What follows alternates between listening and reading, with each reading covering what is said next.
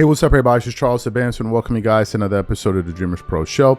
We cover everything from sports, hot topics, classic debates, entertainment, and we give you guys a fresh perspective on things. And we see them in today. We have an excellent show for you guys. Before we get into it, please make sure you like the video and sub to the channel. So, Isiah Thomas, NBA legend, former Detroit Piston, Isiah Thomas, has been going viral over the last 24 hours.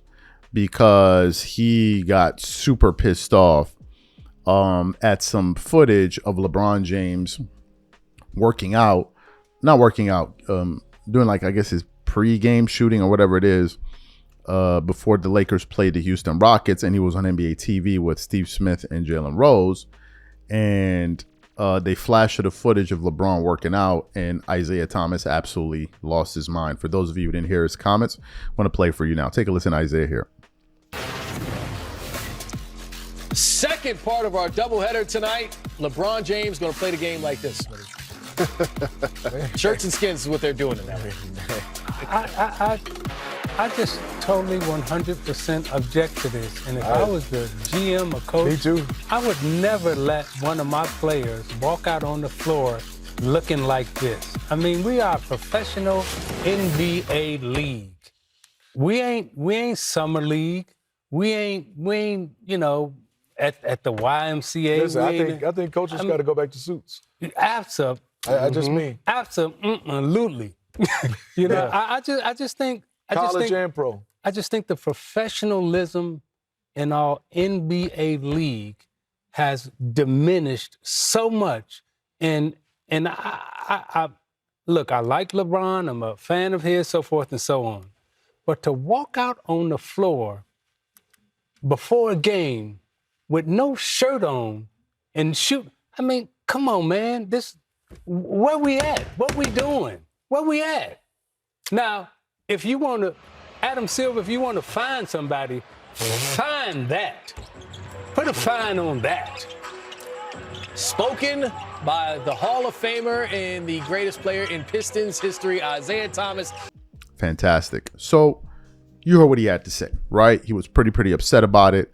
A lot of people reacted. I've kind of taken inventory of some of the things that people have said, and generally what people have said online is that the old heads are hating, or the why is the old head always hating, or whatever, et cetera, blah, blah, blah, blah, blah. Right? So that was said. But then it looks like LeBron James himself took to his Twitter account and decided to respond to what Isiah Thomas had to say. And in typical LeBron James fashion, he was absolutely passive-aggressive about it. But nevertheless, he did respond. So these are the comments that we want to get into. But before we even get into LeBron's response, today's video is brought to you by sponsor, Game Time. One of the things I love the most is making unforgettable memories with family and friends. And one of the things I hate the most is overpaying for tickets only to find out that there was a better deal out there. That's one of the reasons I started using Game Time. Game Time is the easy go-to app for last-minute tickets to sports, concert, and theater events across 60+ states in the US and Canada. Game Time saves me time, money, and stress by curating only the best deals, so I'm not wasting a whole bunch of time scrolling through overpriced tickets. Game Time Picks is my favorite tool. It highlights the best value seats instantly. No more guesswork, no more wasting time. I'm really looking forward to the game coming up between the Knicks and the Cavaliers in New York on Friday. Here's what I like to do. I turn on all-in pricing so I know exactly what I'm paying for up front. I check Game Time Picks to find out the most valuable deals. And finally, I pick the ticket I want. I choose between the cheapest deal, the great deal, or the amazing deal. Once you select the ticket you want, you can use their panoramic seat view to ensure you know exactly what you're getting before you buy. So take the guesswork out of buying tickets with Game Time. Download the app, create an account, and use code CLNS for $20 off your first purchase. Again, create an account and use redeem code CLNS for $20 off. And remember, whenever you support this sponsor, you're supporting this channel. Thank you. So let's get into what LeBron had to say here. We're going to put it up for you. It says, "Man, I was going to say something, but it's useless at this point in my career." Exclamation mark. Anyways, more important, congratulations to JJ on a 50-win season in the West and postseason nod. That's fire. And this post was seen 132,000 times, and it was posted on April 12th. So that was LeBron's response to what was said. Now, what are my thoughts about LeBron's response? LeBron said at this point, nothing surprises him, right? As if to say, like, they're going to criticize me for one thing or the other. And that's to a certain extent, that is true. LeBron is a lightning rod for criticism, but I think a lot of it has to do with him. LeBron is just quite polarizing. He just really, really is. And I think that the mistake or the oversight on his part and maybe his followers is they fail to ask themselves a question, which is, why is he this polarizing? Why is he this disliked by so many people? I think when you ask yourself that question, you will quickly begin to understand that a lot of this is self-inflicted. Forget about the Isiah Thomas thing and what he said about that, because that I thought was just, that didn't mean anything to me. It's something that bothered Isiah Thomas. Is something that didn't stand out to me at all, but it bothered him. But in general, LeBron does things and has done things to just irk a lot of people. That is a fact.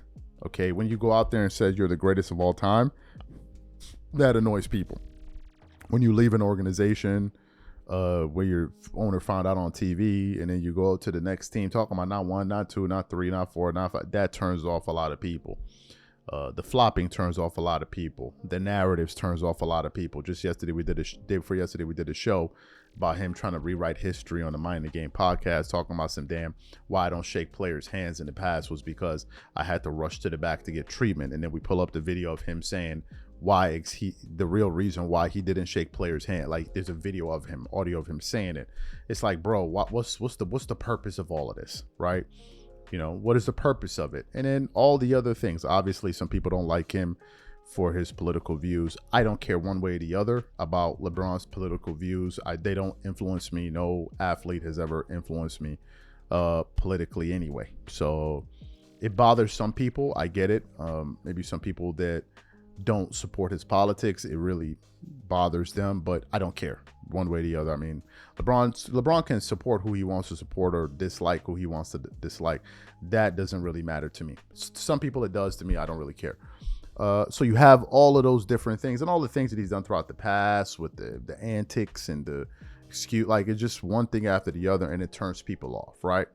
So when LeBron says at this point, nothing surprises me, I just hope that he understands that he has also played a role in some of the criticism that has been pointed in his direction, because he has certainly played a role in it. It's not like as if he's faultless here or he's never done anything.